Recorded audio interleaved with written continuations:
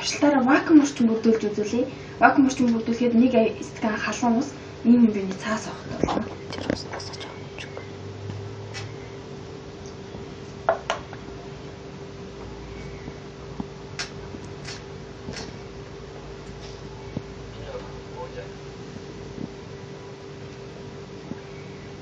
Халуун ус ингээд цаасаар тагласан учраас дотроо агааргүй болоод цаас нь сорогдоод ингээд вакуум орчин бүрдээд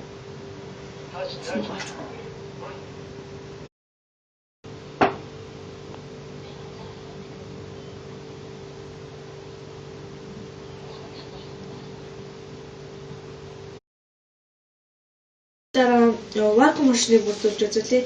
Эхлээд хуураас бидэг эсвэл хуураас бидэг байх байсан учраас би гадуур материал 0 цаас ашиглахаар шийдлээ. Тэгээд хуураас бидэг шүдэнд тавг багахан хэмжээний ус авахд болно. Тэгээ одоо туршилтаа хийж үзье.